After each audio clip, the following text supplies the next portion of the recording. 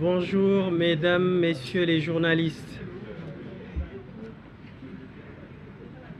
Avant de vous expliciter la situation de nos camarades illégalement gardés à vue au niveau de la division des investigations criminelles, il me plairait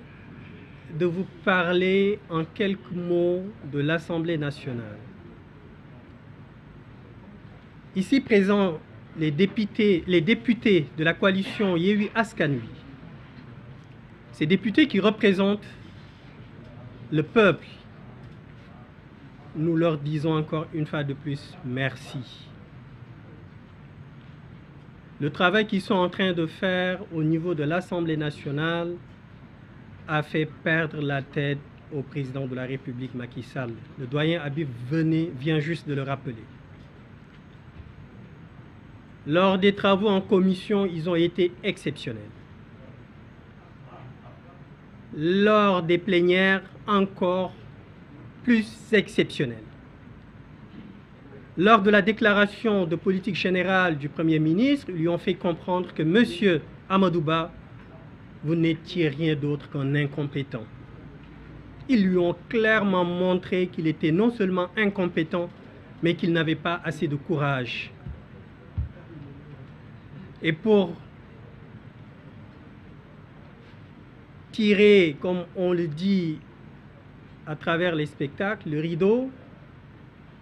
ils lui ont servi une motion de censure. Croyez-moi, Macky Sall, ces jours-ci, il ne dort pas du tout. Et c'est la raison pour laquelle il a perdu la tête. Donc, les députés de la coalition Yewwi Askan Wi, nous leur tirons un chapeau bas. Merci pour votre efficacité. Merci pour le travail que vous êtes en train de réaliser au niveau de l'Assemblée nationale. Je ne terminerai pas de parler sur l'Assemblée nationale sans parler de l'épouvantail national. La mollesse de l'épouvantail, vous comprendrez qui est l'épouvantail, j'imagine. La momie, il finira par incendier ce pays. Le doyen Habib parlait tout à l'heure d'un problème de cerveau du président de la République, mais je pense que ça devient une maladie générale chez eux. Je ne sais pas si vous vous rendez compte, mais cet épouvantail, il ne sait absolument rien faire. Revoyez les images de l'Assemblée nationale. Le secrétaire général n'arrête pas de lui écrire des mots parce qu'il ne sait pas ce qu'il doit faire. Il n'arrête pas de se pencher à côté de lui pour lui demander ce qu'il a à faire. C'est triste. On en est arrivé à ce point-là. Mais cela ne nous surprend pas du tout. Aujourd'hui, il n'est pas le président de l'Assemblée nationale. Et celui qui est désigné comme président du groupe parlementaire ne l'est pas. Je peux même vous dire que le Premier ministre n'est même pas le Premier ministre. Il y a un faucon, li wolof di wax mooy buur mooy bummi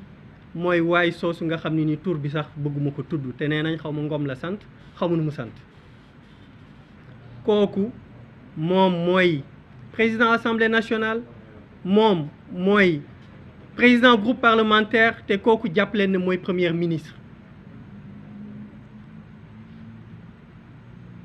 Li am assemblée nationale ñu dem ba nga xamante ne ni Sénégal dëkku Seydi Hadji Malick Sy, dëkku Serigne Touba Khadimou Rassoul, dëkku Baye Niass, Mame Limamou Laye ak les hommes d'État yu ñu fi xam ñoom Léopold Senghor, ñu ñëw ba ñu mel noonu di am benn kilifteef benn doole bi ci assemblée nationale ci pencum ndaw réew mi. War nañu xoolaat suñu bopp. War nañu xoolaat suñu bopp. Bu ñu demee ba ay député jigéen ñu ne leen yéen seen rôle seen cër mooy toog leen di tàccu di saaga, war nañu xoolaat suñu bopp. Bu ñu demee ñu war a commencer législature bi mais dañuy wax violence mais nguuru Macky Sall mandarga bi mais violence la léppam lu mu def violence ci violence la ko teg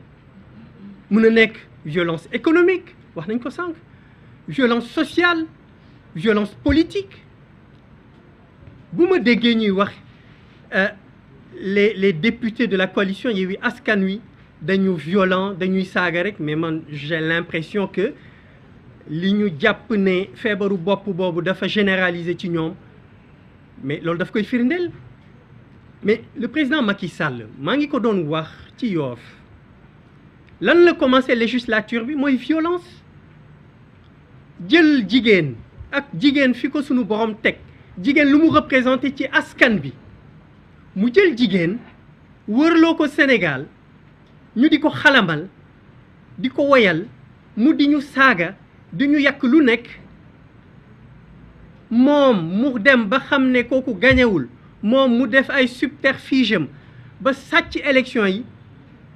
ñëw ne ko waxoon ko ne ko bu ñu demee ba gañe gañe bi nag mën na nekk gañe normal comme mën na nekk gañe sàcc mais comme mënuloon gañe normal mu sàcc donc lépp gañe la ci gañe la koy tuddee mu ne ndaw soosu yow de yow laa waxoon yaay nekk le président de l'Assemblée nationale des jours des semaines muy jàll kooku def ci boppam ne moom mooy nekk président de l'Assemblée nationale waaw ñu ñëw ba session bi war a commencer 15 minutes avant mu woo ko ne ko finalement doo ko nekk benn épouvantail laa fay teg mais loolu lan moo ko gën a nekk violence am dafa yaakaar violence ay dóorante la mais c'est d'une violence inouïe et yéen ñëpp gis ngeen li xew cette brave dame bi ñu ko waxee loolu mais àndatuloon ak sagoom ci jigéen nga ne da nga ormal jigéen da nga teg jigéen place am jóge ci loolu jël groupe bu jigéen ne leen yéen soxlawuñ leen lu dul ngeen di saaga di ñàkk orma kilifa diine yi waaye loolu bettuñu ndax ñooñu dañoo matérialiser li Macky Sall waxoon à l'aune de son mandat il avait simplement précisé que les chefs religieux n'étaient que de simples Sénégalais ordinaires loolu la gëm jógu ci loolu la gëm ba léegi jógu ci te li mu gëm jógu ci loolu la xamal ñi mu àndal ci it ñoom it loolu la ñu gëm moo tax nag ñu war a jóg taxaw xam ne kii jiite réew mi ci taal ko la jëm parce que xam na ne askan wi duñ ko bàyyi mu présenté waat une troisième candidature pour ma ñëw ci suñu camarades yi nga xam ni dañ leen a gardé à vue illégalement au niveau de la division des investigations criminelles li xew Assemblée nationale xëy na soxlawul ñu di ci ñëwaat yéen ñëpp gis ngeen ko donte man personnellement j'ai été très choqué mais ñoom ñoo ko xam la victime la en réalité cette pauvre dame c'est une victime ñoom dañ ko def comme chair à canon moom ak ay morom ne ñu ne leen dee leen saaga xas leen wax leen lu leen neex bu ñu réagirul nag ngeen xool ci ñi nga xam ne nii mooy waa PUR te Déthié wax na ko Macky Sall li mu waxoon il va réduire l'opposition à sa plus simple expression il a même parvenu à démanteler certains partis politiques et depuis plusieurs années il laissait avec le parti PASTEF jusqu'à présent il n'a pas levé le pied il s'est dit il va s'y mettre pour démanteler le parti PUR mais c'est parce qu'il a absolument rien compris Macky Sall ak ñi mu àndal seen fukk mënuñu démanteler parti PUR lii ñuy def nii yëngaluñu mais nag na xam ne lu mu ko jaralit jaral nañu ko na def lu ko xelam may ñu nit danañu def lu ñu suñu xel may am na loo xamante ne nii na xam ne duñu ko nangu tey duñu ko nangu ëllëg naka la mën a ne dafay jàppalu ay député yoo xamante ni dañu xeex ci hémicycle bi Assemblée nationale mais ñaata yoon la xeex foofu am est-ce que le procureur s'est déclaré compétent parce que l'épouvantail a dressé un procès verbal extraverti procès verbal boo xam ne nii ay kàcc ci kese la li xew jëlu ci waxu ci dara lu dul la ko neex moo di Massata Samb dafa taxaw ci perchoir bi ba mu neex ko rek subitement nee na subitement mu wàcc rek pes ndaw si mais xanaa sax xale yi feragul yi doon seetaan télé xam nañ ne loolu du dëgg. Massata Samb ba muy wàcce mais ndaw si moo tax mu wàcce moo ko wax li tax mu wàcce donte leader yi wax nañ ko amul kenn kuy légitimer violence waaye bu ñu la tooñee mais bul xam ki ngay tooñ bu demee ba sës nu muy fayoo yow del tooñ rek dëkk ci waaye bul xam mu ki ngay tooñ bu demee ba sës nu muy fayoo heure bu fayoo nag day metti ñooñu xeexoo ci assemblée nationale dóorante moom mu yëkkati chaise sànni leen mais une chaise c'est une arme et pourquoi l'épouvantail n'en a pas fait part dans son procès verbal waxu ko benn yoon waxul saaga yam doon saaga en commission waxul saaga yi mu doon saaga ci biir plénière bi waxul ñàkk orma bi mu ñàkk orma Serigne Moustapha te foofu danaa ci wax tuuti mais ndaw sos du Serigne Moustapha rek la waxal bépp kilifa diine la waxal bépp kilifa diine la waxal waxul rek Serigne Moustapha Sy moo tax kilifa diine yi na ñoom ñëpp ku ci nekk jóg xamal leen ne lii ñu bëgg mu am duñu ko nangu te du fi am Massata Samb ak Mamadou Niang dawuñu benn yoon wax naa ko waxaat ko waaw kii daw mooy xanaa ki nga ne kaayit ma convoqué la nga bañ ne du ma ñëw mais ñoom convoqué wuñ leen yóbbu wuñ seeni kër ay mandat d'amener mais rien du tout dara amu ci ñooñu xeex assemblée nationale ñii gaañu ci ñu am kenn ki am certificat médical avec ITT de 10 jours keneen ki am certificat médical avec ITT de 21 jours ñu toog seeni kër di noppalu ñuy détaché seeni escadron de gendarmerie de police ne nañ leen war ci dëkk bi mais qu'est-ce qui était plus simple d'aller les convoquer ne leen yéen am na ku leen porter plainte ñëw leen wuyu mais defuñu loolu mais li gën a graaw ci affaire bi moo di ñooñu bi ñu demee ba retrouver seen santé à un niveau bien considéré mais ñu dem defi seen liggéey mooy dem assemblée nationale fekkee déclaration de politique générale mais assemblée nationale naka la fa le ministre de l'intérieur war a envoyer ay policiers wala ak ay gendarmes ñu war ne dañuy nekk ci couloir yi pour jàpp benn député mais vous vous rendez compte de la gravité de la situation bi ñu tollu Sénégal amatul loi Sénégal benn loi moo fi am mooy le droit Macky Sall de ci wax na ko sànq li ko neex mooy am li ko neexul du fi am loolu nag yéen ñi ko fal ne man day voté wulu ma ko woon yéen ñi ko fal ak ñi ko falul xam ne loolu moo am actuellement Sénégal Macky Sall lu ko neex parce que député yi ñu jàpp garder leen à vue illégalement ils ont été entendus hier de 10h à 19h et je n'ai rien contre les éléments de la division des investigations criminelles c'est des gens très humains donte it ñoom instruction la ñuy xaar bu ñu leen joxee instruction bu ñu bokkee ak yow ndey ak baay sax danañu appliquer instruction bi loolu il faut ñu comprendre ko ci ñoom it ñoom li ñu leen wax la ñuy def mais kan moo leen di wax est-ce que xam ngeen ne jamono bii ñu toll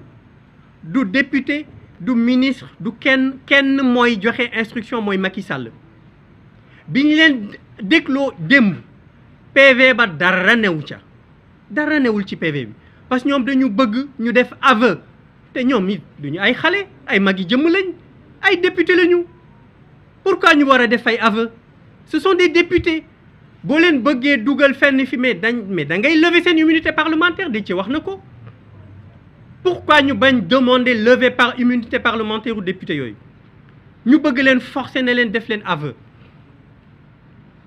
démb amuñu li ñu bëgg tey ñu commencé waat ci suba encore ñu ne woon danañ leen présenter au procureur tey ci suba ba fi ma fay jógee kenn présenté wu leen waaye nag nañu xam ne am na lu ñu dootul nangu xaw ma kan de waaye parti pur dootu ko nangu dootuñu ko nangu duñu nangu Macky Sall ne daf ñuy néewal doole donte mënuñu néewal doole loolu la ñu dul nangu te ñu ngi koy xamal ne ko ñii suñu mbokki député yooyu na leen tëj bu leen tëjee askan bi dina jël responsabilité am kooku lu leer la lu mu ko jaral ci dossier bi jaral nañu ko du menace du dara waaye dafa am foo xam ne nii gor soo koy puus di puus ba mu sës rëkk ci mur bi boo deful nank dana retourner ci sa kaw te nee nañ ko combat bi bu mu ko yàkkamti waaye nag li mu bëgg mooy def combat bu xëy na bu jotagul indi des régimes d'exception bu ko defee waxi troisième mandat kenn dootu ko tal fi mu nekk nii loolu la bëgg wax na ne Déthié mi ngi koy rappeler sànq ne troisième mandat bi ce n'est plus un problème juridique mais vous vous rendez compte nee na c'est plus un problème juridique et pourtant moom moo fi def benn référendum yàggul ci ay at ci gannaaw mobiliser ci milliards yu dul jeex envoyer ces faucons ñu wër Sénégal yëpp wax leen ne leen ñaari mandat moo fi am ñetteel mënatul am mu wàññeeku tey na ñetteel mën na am waaw mais boobu président est-ce que mën na waxati lu ñu dégg est-ce que ministre yooyu mën nañu waxati lu ñu dégg est-ce que Amadou Ba bii nekk premier ministre ne dafa def déclaration générale est-ce que lii mu wax mën ngeen ko dégg moom bokkoon na ci ñi doon wër ci plateau yi di wax naan loolu mënatul am mais Farba Ngom wax naa tur bi mais doful parce que ñoom ci seen bopp xam nañ ne Amadou Ba bëggul wax ne Macky Sall warul mën a am troisième mandat bëggul it wax ne Macky Sall mooy nekk candidat bëggu ko wax yéen ñëpp seetaan ngeen déclaration bi parce que moom il veut être candidat Amadou Ba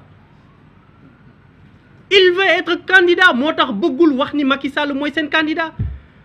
waaye si Ngom nag loolu la comprendre wax seen député yi ne leen yéen kan mooy seen candidat Macky Sall pour tontu Amadou Ba Amadou Ba nag il n'a qu'à prendre son courage à deux mains il n'a qu'à prendre son courage à deux mains ñoom ñooñu nga xam ne nii nee nañu ay gor lañu ñoo waroon Sénégal taxaw ci plateau télé yépp wax ne Macky Sall mënatul def troisième mandat bu leen dara tax ñu woon ñu qu'il se dédise ñoom daal nañu nekk ay gor wax la ñu waxoon gor nag waxam day am solo du wax tey lii suba mu wax leneen wax bi mi ngi gudd bala ñuy jox kàddu bi président Ousmane Sonko ñu ngi leen di ndokkeel yéen journalistes yi am na taxawaay bu am solo boo leen am ba seen collègue bi génn muy Pape Alé Niang place am du prison place am c'est chez lui place am ci c'est devant son ordinateur c'est devant son micro pour éclairer sénégalais yi ci njuuj njaaj bi nga xam ne nii Macky Sall mi ngi koy def donc ñu ngi koy ñaanal li wér-gu-yaramam bi wàññeeku woon ci fan yi yàlla delloo ko wér-gu-yaramam ba liggéeyam bi nga xam ne nii ca la nekkoon tax ñu arrêté ko mu taxawaat ci bu kenn ragal nag bu kenn reculer yéen journalistes yi taxaw leen bu mu leen tiital bu mu leen xëbal mënul ci yéen dara askan wi ngeen fi nekkal ñun ñi nekk ci langue politique yi mënuñu tiital mënuñu xëbal askan bi lañ fi nekkal wasalaamualeykum wa rahmatullah